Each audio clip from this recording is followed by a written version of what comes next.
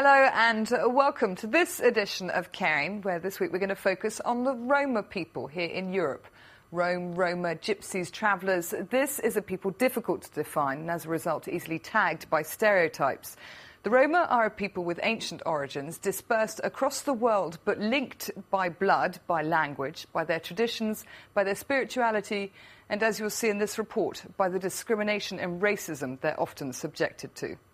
Last September, a huge Roma camp just outside Paris was very publicly, very controversially cleared. Some of the slum dwellers were rehoused and given social assistance, but most were just deported or asked to leave. Without qualifications or the right papers, it's hard for many Romanian Roma to live and work legally here in France. And many find themselves then on the odd position of being paid by the state to return home. But as EU citizens, they can come back whenever they want, and many do want to, despite the squalid conditions they often find themselves living in here. When asked, many said that they felt there was more hope in France than back home in Romania. Our reporter spent time following a Romanian Rom family as they meandered through the frustrating maze that is the red tape and bureaucracy of being a Roma in Europe. An exhausting and expensive journey. Take a look. Marka is Romanian. But since her country joined the European Union, she finds tourists give her more money if she says she's from Bosnia. People think Romania is richer than Bosnia. Bosnia is really poor. No one there has enough money to eat, not even a cent. But most of Romania's Roma people certainly aren't rich. Until last August, Marka and her family lived here, in France's largest shantytown. This was the scene a few days before it was demolished. Some residents had left already, rehoused in a special insertion project. Marka was actually selected for the project, but refused. It was just me and my brother that got chosen for a place in the caravans, but I want to be together with my husband Elvis and his father, with my husband's brother Marian. But they only chose us two. We're not going on our own there. If my husband's father was going, I'd go, but not like that on our own. No way. Marka's husband's father is Constantin, or Costel. He's been in this situation before. We'll just go home and then come straight back. This is his other daughter-in-law, Lenuța. Her jacket may read France, but she's sceptical. With her husband Marianne, they have two children. The youngest, Bekele, suffers from a genetic muscular disease. Conditions at the camp aren't good for him or for his brother, Reynaldo. Oh no, I think we'll definitely spend the winter in Romania.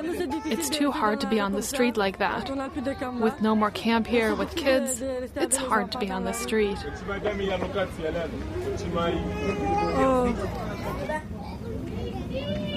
Those not selected for the insertion project were offered a free flight to Bucharest. Unable to find anywhere to set up a new camp around Paris, the Grecus decided to accept. Time to pack up. We caught up with them in late October in Verteju, just outside the Romanian capital. Medalion with the cart is a relation. He rented them this house. Come in, come in. Come in. Come on in. It gets really cold. It gets really cold. 10 people live here, in 3 rooms. But space isn't really the problem. The problem is money.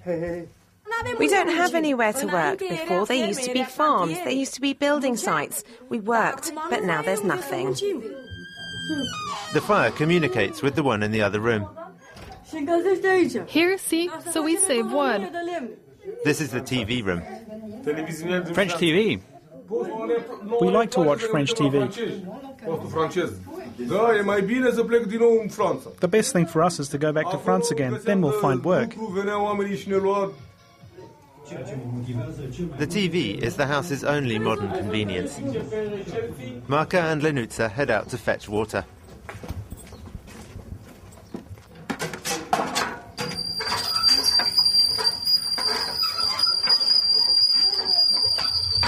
family say they'd grow vegetables if they thought it was worth staying here.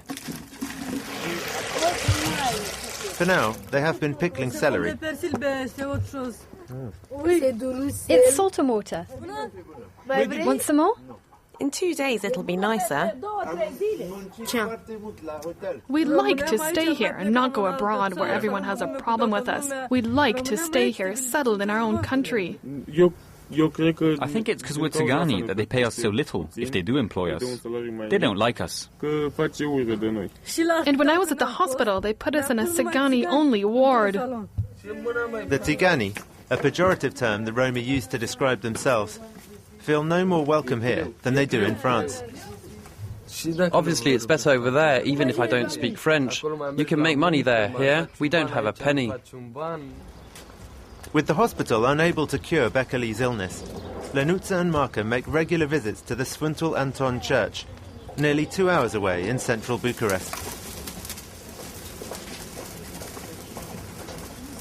I've written a prayer for my family and for Bekali, who is ill. Listen. Marian, Lenuța and Bekali pray to you, firstly for the health of our son, Bekali, who suffers from myasthenia gravis. They queue up to have their prayers read. People at the church are evidently suspicious of the Roma girls. And when I point out an ad on the wall, Lenuța is less than enthusiastic. It says they need a woman with papers proving her experience for cleaning. I'd apply, but I don't have those papers. Compared to the pretty church, Romania's National Agency for the Roma is housed in dilapidated offices. But this unique government agency has promoted important anti-discrimination legislation. Its head, Gruia BUMBU, a Rom himself, says it's not really the papers that stop Lenuța applying for the job. Usually Roma, they have this feeling of not high self-esteem. And when you are going and you apply, even if you have a high degree, or you still have that inside frustration that you will be discriminated.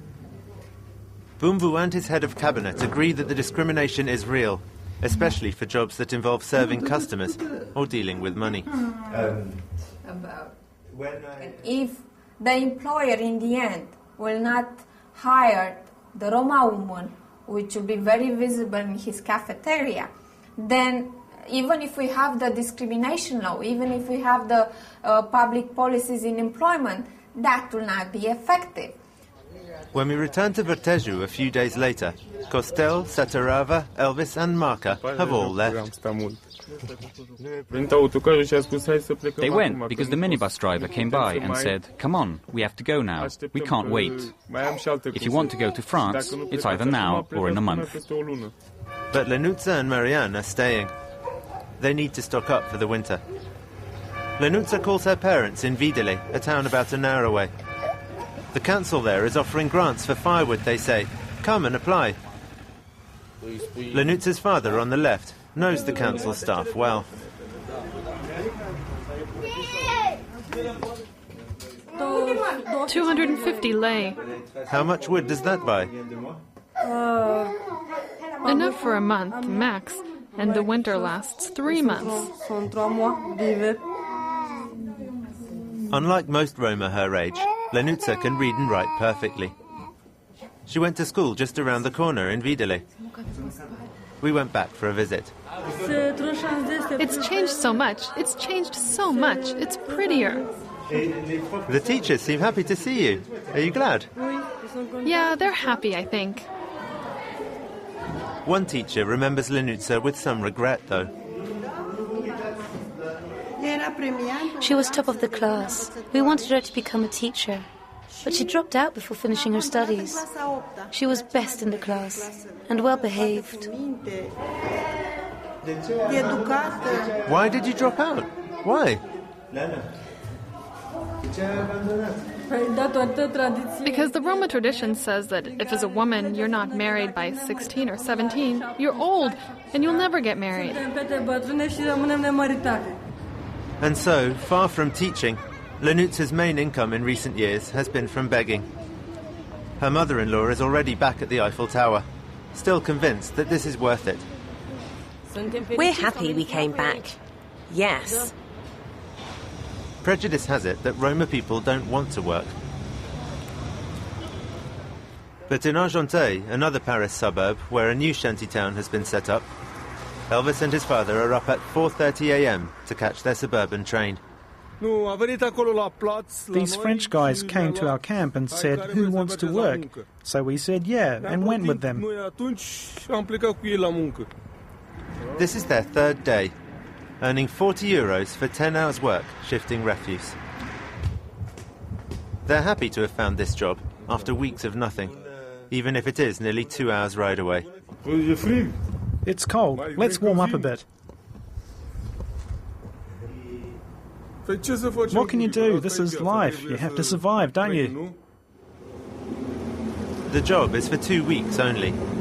The new camp in Argenteuil could be evacuated as early as April. After that, the cycle begins again.